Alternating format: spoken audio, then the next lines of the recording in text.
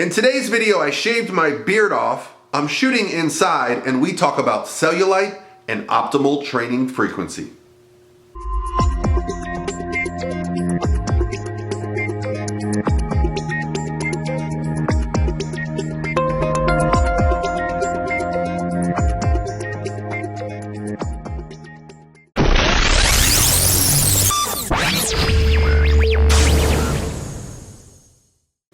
Hey, this is Paul Ravella from ProPhysique.com, and today I'm going to shoot my video inside. It is a rainy day in Tampa and I don't want to take my camera equipment into the garage. So, inside it is.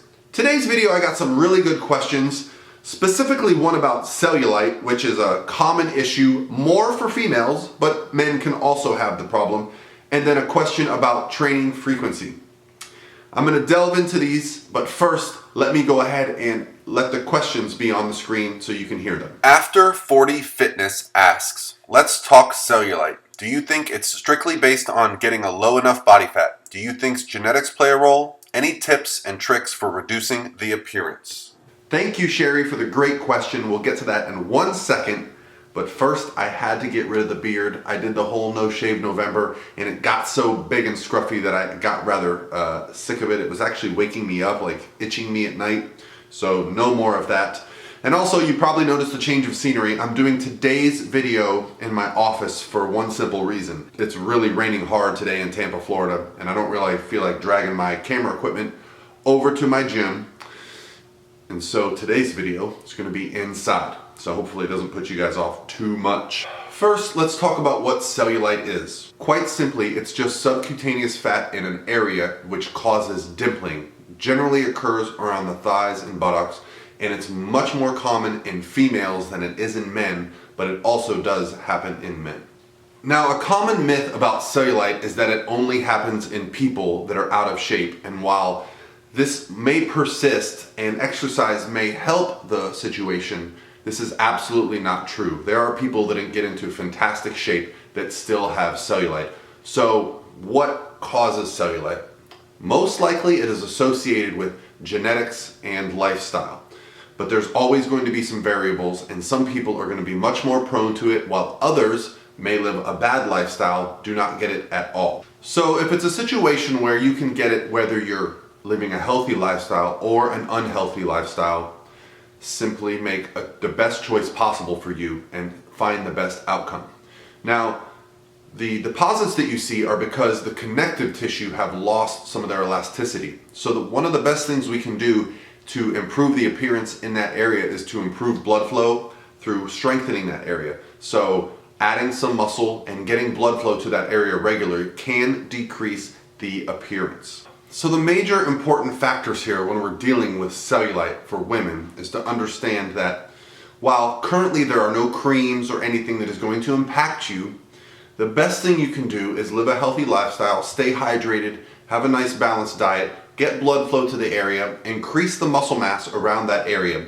And then if you're still having problems, there are some procedures that have been shown to reduce its prevalence in a certain area. There are some techniques such as massage and infrared treatments that have been shown to provide temporary relief, helping move some of the tissue around. If you use liposuction, it's going to pull the body fat out of that area and create an odd appearance. If you're interested in specifically targeting that area, I would work with a cosmetic surgeon. There are some procedures they can do to limit the appearance and improve just the way you look and feel about yourself. Most importantly, is to understand that it doesn't define you. I think a lot of us with physique goals get caught up in looking a certain way, kind of holding up to a standard.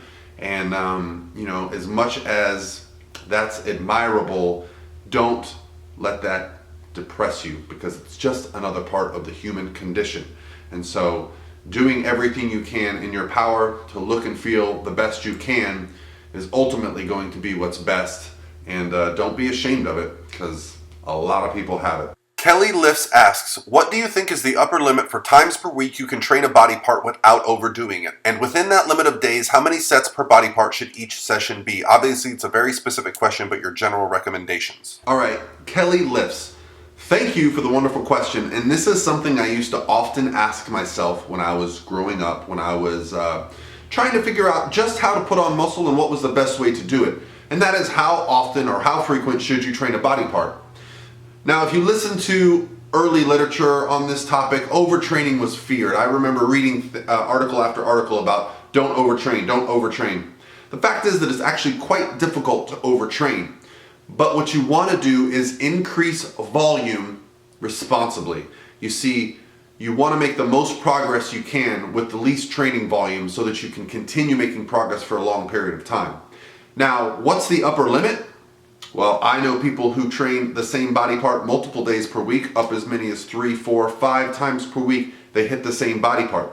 It all depends on your goal. If you're simply after physique enhancement and you want to optimize that, then you should probably start out training it about once a week, and then you can transition into twice a week. And then if you're still not seeing the results you want, you could possibly hit the same body part 3 times a week using varying intensities, following a undulating periodization model, and also paying attention to volume and recovery. You may, if you get to that point, be advanced enough that you can use some auto-regulation principles, meaning you change your training based on how you feel that day. Now, if it's less about the physique and how you look and more about performance, well, some of the squat programs that I've seen, 4, 5, 6 days a week of squatting, the Bulgarians, the Russians, they have all taken steps and they've gotten very good at squatting using a high frequency method. The issue with high frequency training is that if you do not have perfect form, if your leverages are not set up in an ideal fashion, and every time you train you're breaking down connective tissues like joints and tendons, then over time you're going to create a lot of injuries. We see this a lot with powerlifters that get into really high frequency programs. If they don't have ideal leverages, this can lead to injuries because you're making the same movement over and over. And if it's causing friction or pain over time, that is going to develop into a chronic situation. So you should pay attention to that. But if we're talking about a physique goal and something like a bicep, which is a smaller muscle group and it only has a single joint movement, it's a lot easier to train that with higher frequency because there's a lot less risk for getting hurt in the long run and having chronic pain. Hopefully this helps, guys. I know cellulite is a big issue, and training frequency is also a great question. Hope you guys have a wonderful Tuesday and that you enjoyed today's video. Thank you.